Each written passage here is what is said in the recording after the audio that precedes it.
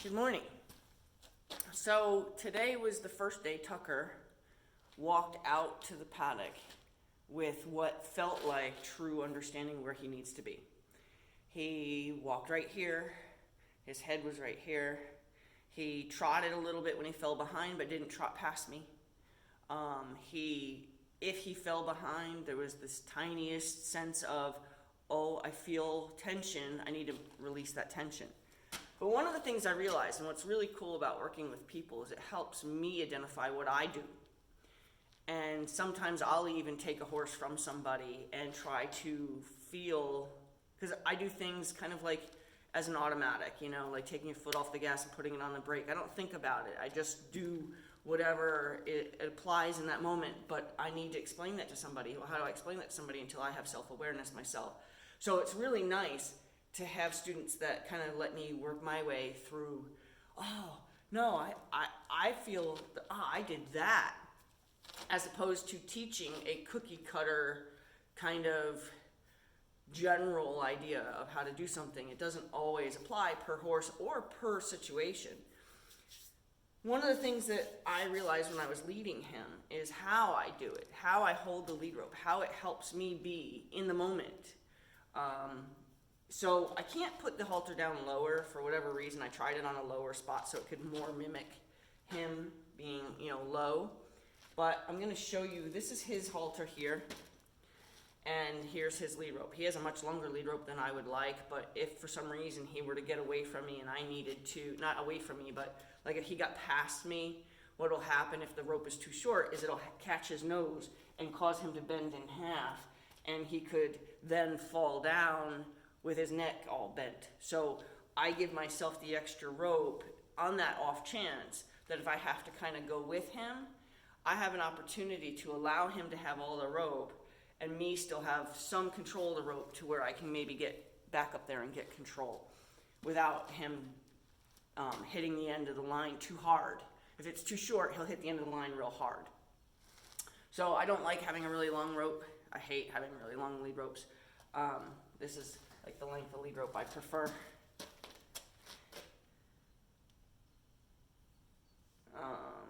Actually, it would be like that. So I think like one's maybe a 6-foot line and one's a 10-foot line or an 8-foot line. Anyway, so one of the things I learned, and I have a feeling I'm going to be putting this on the wrong side. Hopefully you can see. So I hold the rope like that. Now, right off the bat, let's just say I get it. For those who would want to say right off the bat, oh, that's a broken finger way of handling. I've been doing it for 50 years, never broke a finger.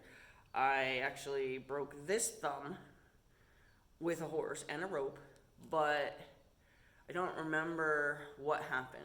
Okay, so I can't tell you like, oh, my thumb was caught in a rope or something like that. Somehow, some way, the rope impacted the position of my thumb. It didn't like wrap around it and yank my thumb. It was somehow, some way. Don't even know if it was the rope. I'm going to assume it was the rope, but anyway. That was a long explanation. But, so I do realize right off the bat somebody's going to say, oh, you could break your fingers that way. Okay. No. I haven't. And I'm just going to show you why I do it the way I do it. Okay, so if he falls behind, so if I'm walking and if he's in the sweet spot, he's where he's supposed to be, my hand is in neutral, not up like this, not in any kind of holding, like I feel like this is a holding your breath position, right? This is not. So when you have your hands like this and you're holding your breath, I don't know if you've ever worked with your horse and found your horse kind of holding his breath. When your horse holds his breath, he's anticipating something else. His adrenaline is not released in any way. So when you hold your hands in an active position, you're holding your hands in what I would consider holding your breath position. It means that something else might happen, right? So it keeps your horses anxious. If you keep your hands neutral and you keep your shoulders loose, your horse will understand that they're in a sweet spot. They understand that they're where they should be. So this is where I would walk if he's in the right position, okay? If for some reason he were to run ahead, I would put my hand forward, okay? And it would catch on this pinky, and I can turn my hand and still have control of the rope, okay? If he were to run ahead of me, the difference there would be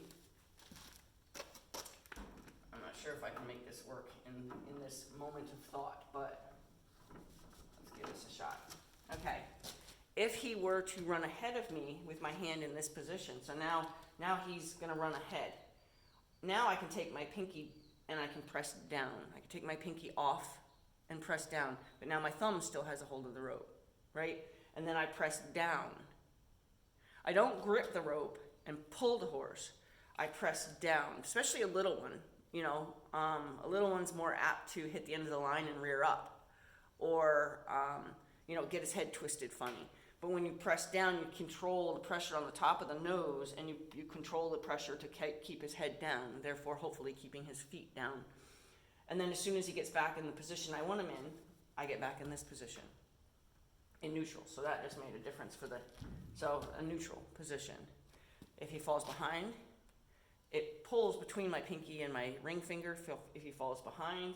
If he gets too far ahead, I can then press down. I know that it would be easier to show with a horse, but it was like as I was walking him out, I'm like, wow, okay, so that's how I hold my rope. That's how I have, because I think if you're just leading a horse with like a grip on the line, if you're just leading a horse with a grip on the line, I think it limits it would limit your down pressure. There's something about that I feel you have less control, less clear communication. If he runs, I don't feel like I can't twist that. I'd have to get up on my arm to cause a twist, to give that extra push. See, I think that's probably why I do that, because I can give that extra nudge. I can give that extra, when I twist, my hand does the extra pull, the little goose that you need. Because this turns into just a pull. And if you watch also, if I were to just pull on him, I'm pulling him on top of me. If he's behind me, I'm pulling him onto my shoulder. I'm pulling him onto my hip. If he's beside me and I twist, I'm twisting him out there. I'm twisting him out and around me. I don't know if that's helpful. I just know that I try to, whenever I discover, oh, that's how I do that, I like to say, I noticed that I do something different than I might describe. And perhaps this new understanding of why I do the way I do it, because that's definitely why I do it with the pinky out. And so I have the twist, because a grip, you don't have the same twist. It goes up your arm and therefore pulls the horse over your shoulder. Because if you twist it like this, I'm pulling the horse over my shoulder.